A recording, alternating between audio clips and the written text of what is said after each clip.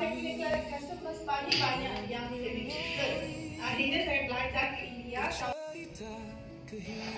Tuhan cipta kita ni, dia dah bagi sistem semula jadi. Cuma kita tak tahu bagaimana nak naik balik. Dan guru saya dulu ajar, sebenarnya punca penyakit dalam dunia ni adalah stres. Stres, kita dendam, tak suka sekejap-kejap gatal, tak boleh makan seafood. Eczema lah. Ini kalau eczema dapat makanan macam ni, memang sembuh lah kulitnya. Habis lama hidup ni makan apa? Sebab tu jadi penyakit. Udah lagi tu makan tak selera, emosi negatif pula.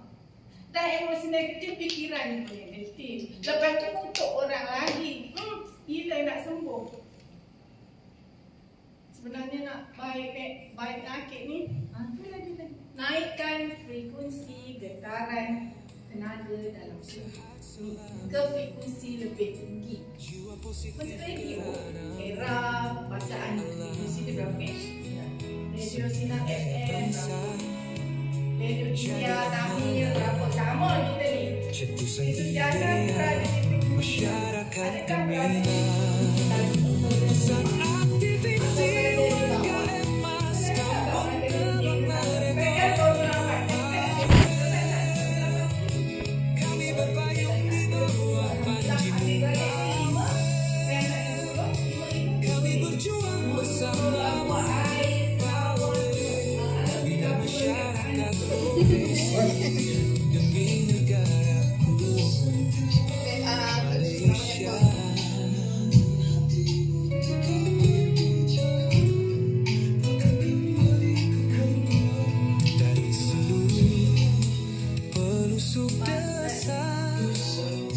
warga emas kurang upaya disantuni, membina masyarakat penyayang, iringan doa sejahtera,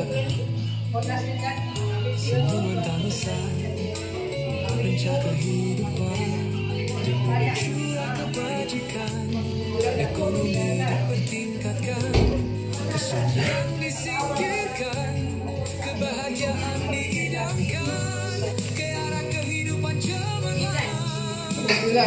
Warga cerdas, aspirasi generasiku. Nomor 3.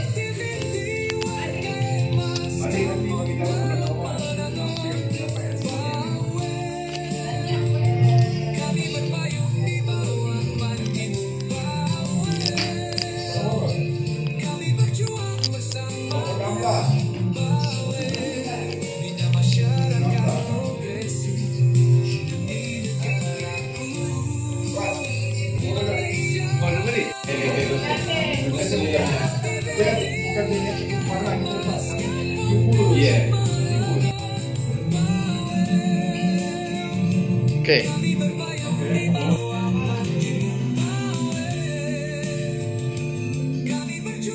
Okay.